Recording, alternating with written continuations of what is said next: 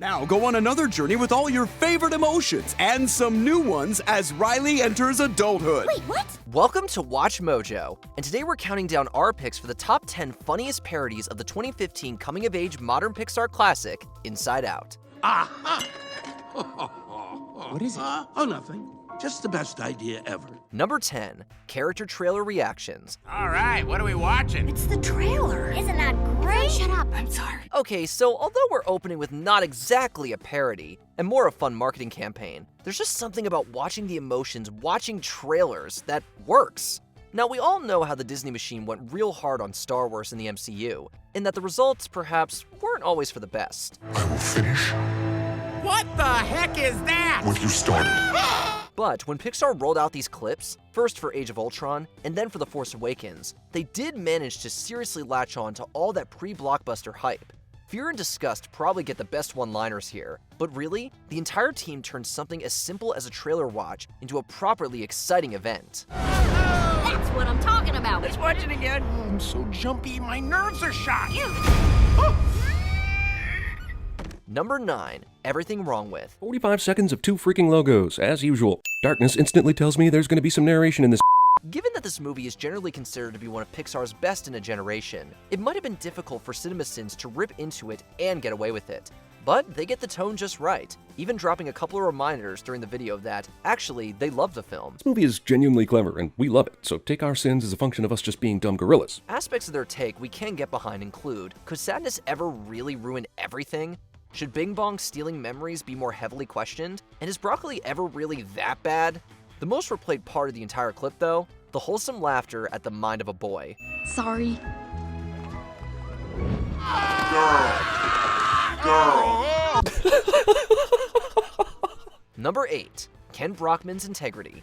The Simpsons is no stranger to visualizing the thoughts of its characters, and it's usually Homer's slower thoughts that get the laughs. Oh, my Marge, I'd love to, but I was planning on sleeping, eating a big sandwich, watching TV, spending time with the boy. Spending time with the boy. But post Inside Out, and the look inside their minds scene gets done in a totally different way. In the season 28 episode, Trust But Clarify, it's the ever-irritated newsreader Kent Brockman who's at the heart of the story. After being caught relaying fake stories to his fans, Kent loses his job and hits rock bottom.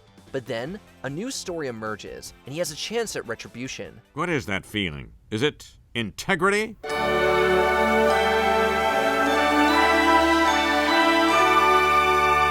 Good to see you, buddy. I'm in! Meanwhile, Homer has his own battles, particularly when ambition rears its head, only to quickly fall out of his ear. Homer, I have a 12-step plan for your success. Step number 1, get in a 12-step plan.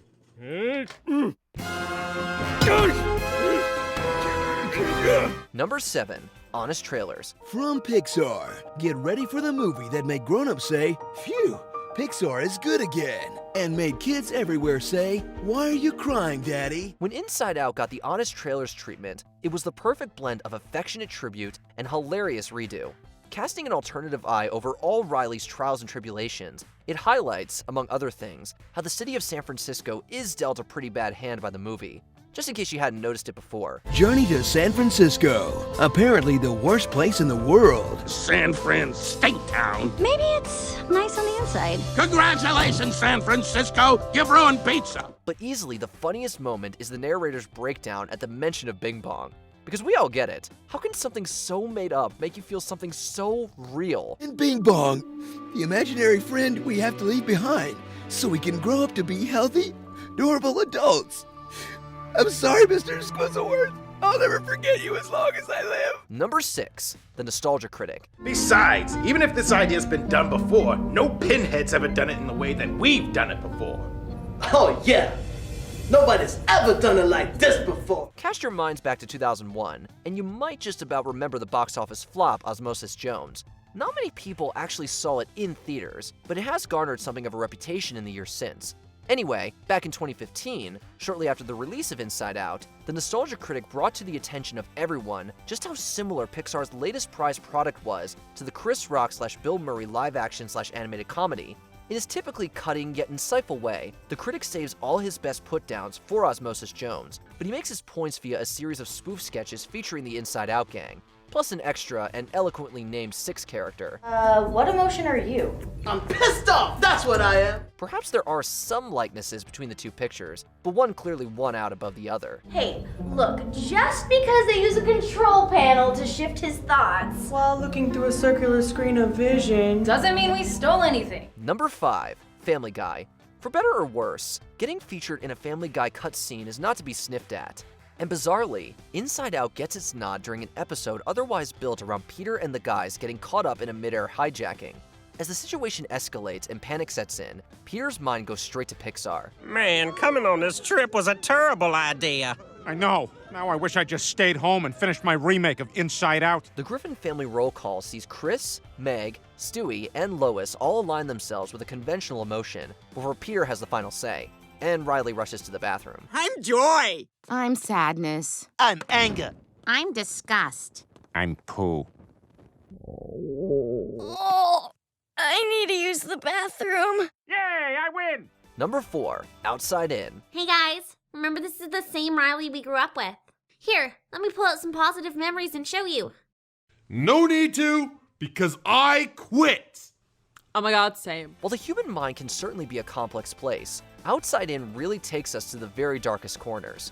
A YouTube parody series created by Dane Powroznik at Movie Unleashers, the first video is the biggest hit, setting the scene for Riley's spiral into insanity. Here, perhaps more than in any other parody, you truly understand the pressure that Joy is under. I guess I'll be the monitor. Sadness, get back in your circle. Yes, master. With so many potentially destabilizing emotions around her, she does one heck of a job in keeping everything together. That is until, in this version of events, she eventually cracks.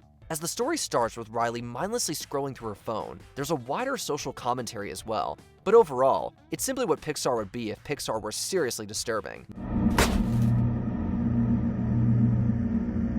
Riley, you're gonna be happy and nothing else. And there's only one thing that makes me happy. You'll get what's coming to you. Number 3, How It Should Have Ended. Hey guys, we all good up here? Great! I think we learned a valuable lesson today. That we really need some safety mechanisms to get back to headquarters quickly so this never happens again? I mean, seriously. With How It Should Have Ended being another internet rite of passage for any blockbuster movie worth its salt, it wasn't long after the release of the first Inside Out before we got their alternative take. And actually, this one also centers on Riley suffering a pretty concerning mental breakdown. In amongst all the expected plot hole picking, we get a childishly pleasing visualization of a brain fart, and a very good helping of Bing Bong, which is usually never a bad thing.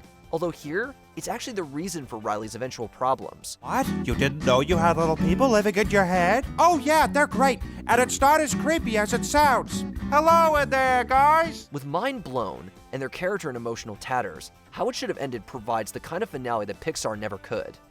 Number 2, Robot Chicken. This summer, experience the movie critics are calling uncomfortable and not fun. Anthropomorphic emotions and stop-motion sketch comedy are essentially a match made in funny spoof heaven, and Robot Chicken takes 2 memorable bites at the franchise. First, the writers send Riley into adulthood with a couple of new emotions to boot, and immediate chaos unfolds. You know what? Joy is going away now. Call me when she figures out pot. And then, in a later episode, we see Riley at a slumber party. When her youthful naivete gets challenged by friends, fear runs amok, with the clip at one stage zooming in on the emotions of an emotion, an infinite regress of overthinking comedy. And it's all pretty hilarious, until someone gets hurt. It's her decision! It's your decision. This is my decision. Let us remember Riley as a good girl, not someone who decided to ask her friend to stab her in the ear and then bled to death. Before we continue, be sure to subscribe to our channel and ring the bell to get notified about our latest videos. You have the option to be notified for occasional videos or all of them. If you're on your phone, make sure you go into your settings and switch on notifications. Number 1, Homer's Poker Face.